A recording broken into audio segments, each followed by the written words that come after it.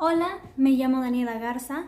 Este es mi primer video haciendo una reseña sobre un libro o un cuento, entonces espero que les guste. Vamos a hablar un poco sobre el cuento que se llama La casa de Adela. Este cuento lo pueden encontrar en el libro Las cosas que perdimos en el fuego de Mariana Enríquez. Pero vamos a hablar un poco más sobre la escritora. La escritora se llama Mariana Enríquez, nació en 1973 en Buenos Aires, Argentina. Es una periodista y docente y bueno, ella se enfoca mucho en los temas del terror y más en lo grotesco. La historia empieza desde la perspectiva de una niña que tiene un hermano y se hacen, bueno, un hermano mayor, y se hacen amigos de la niña que vive ahí en su cuadra, es su vecina, se llama Adela, tiene mucho dinero, su familia es muy adinerada, pero a ella la molestaban porque nació sin un brazo. O bueno, sus papás, los papás de Adela decían que había nacido sin un brazo, pero ella contaba que su perro, un pitbull o un labrador, no me acuerdo muy bien, había mordido el brazo y se lo tuvieron que amputar.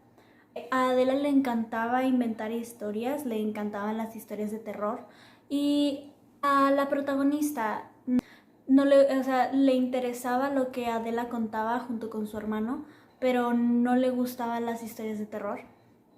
Y bueno, aquí empezamos un poco con el spoiler, un poco con pues con toda la trama, ¿no?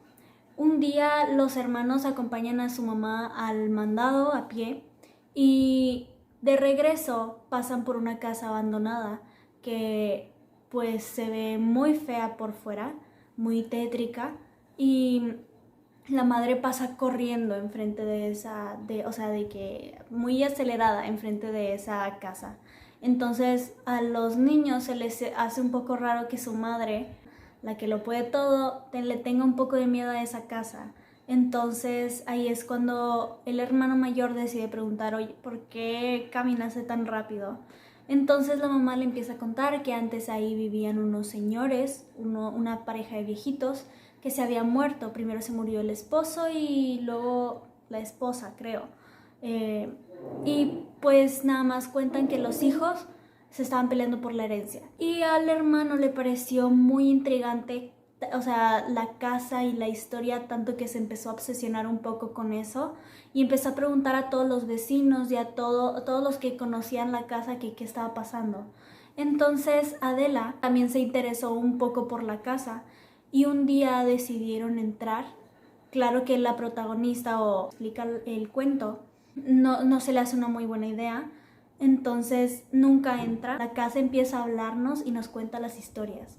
Entonces como que la hermana pequeña se queda como un poco más asustada y en una de esas deciden que van a ir a entrar a la casa. Entonces entran a la casa, el niño tenía herramientas que le había quitado su papá para poder forzar la cerradura y poder abrirla, pero estaba abierta la casa. Cuando entran se sorprenden porque parece como si estuviera habitando a alguien, como si todavía había cosas en los estantes, cosas muy, muy locas. Y de repente se apaga pasa un suceso que se me hace muy... a mí me da mucho miedo, que se apagan todas las luces y no se puede ver nada y de repente Adela está atrás de ellos y desaparece. Y yo no soy mucho de leer o de ver películas de miedo, pues saco un susto. Y luego pues no pueden abrir la puerta, los papás llamaron a la policía porque no encontraban a los niños, todos estaban encerrados. Y bueno, ese es como lo más interesante que pasa. Pero no encontraron a Adela porque ya no estaba, o sea, Adela desapareció de todo. Y la verdad yo ya no quería leer, pero se me hizo una historia muy interesante, muy rara. Nunca había leído una historia de esta porque nunca leo terror, pero se me hizo muy padre. Al final nunca pudieron encontrar a Adela. El hermano se echó la culpa por muchos años, se volvió loco, tanto que se tuvieron que cambiar de casa, pero aún así el hermano mayor tenía mucha culpa de que Adela no pudo volver a aparecer. Después de eso, la protagonista, la hermana, cuenta que enfrente de la casa de donde habían entrado ellos, donde se había perdido Adela, pues había leyendas urbanas. Había leyendas escritas con graffiti o con gis y así que decían, esta es la casa de Adela, cuidado, no entren. Y ella sentía que todos los grafitis tenían razón porque sabía que su espíritu seguía en esa casa. Y bueno, hasta hablar